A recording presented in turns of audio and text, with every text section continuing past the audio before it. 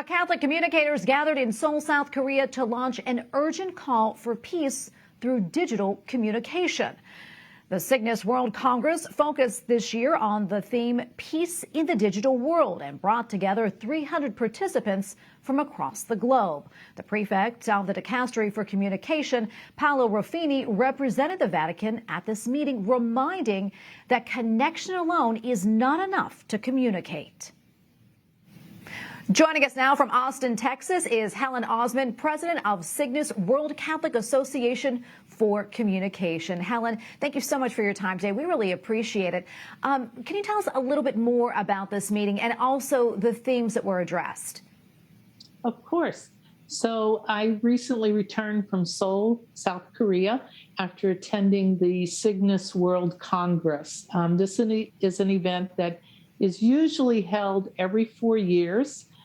We invite members of Cygnus, who are Catholic communication professionals. Many of them work for dioceses. Many also work in religious orders or independent entities such as EWTN, who support the work of the church. As I said, it's typically every 4 years. We had to delay this for a year because of the pandemic.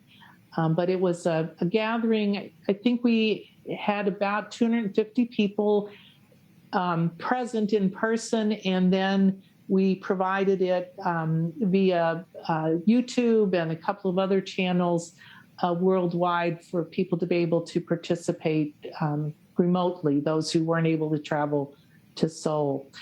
And the focus of the theme of the Congress was peace in the digital world. So we talked about ways that technology allows us to create peace and ways that technology isolates us and perhaps creates tension or, the lack of peace, which sometimes is war and sometimes is conflict in other ways. And I also understand the prefect of the Vatican's Dicastery of Communications spoke to the participants at the opening of the meeting. What can you tell us about that? Dr. Ruffini is the first layman to head the Office for Communications. He comes from the world of journalism. He was a reporter for years.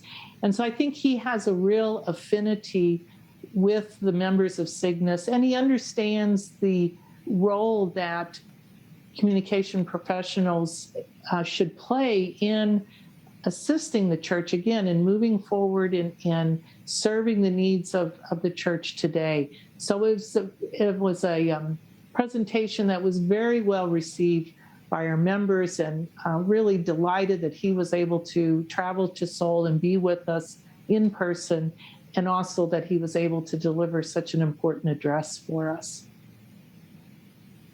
Yeah, and Helen, I'm curious, what do you think have been the biggest challenges, in recent years for those working in Catholic communication and also for Cygnus as well? And how are you hoping to overcome those challenges? People really rely on church communication channels in many parts of the world.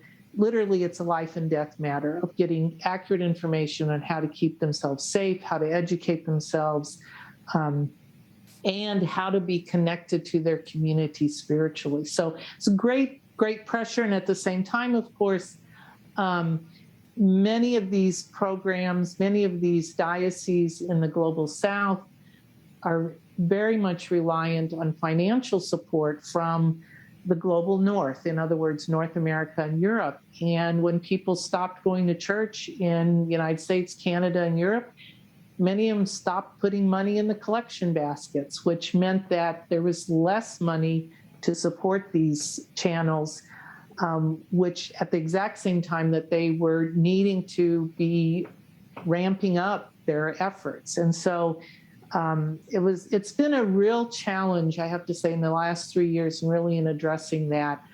And we recognize that now that the pandemic's easing, that doesn't mean that these challenges are over. Well, Helen, thank you so much for taking the time to speak with us. We really do appreciate it. God bless you.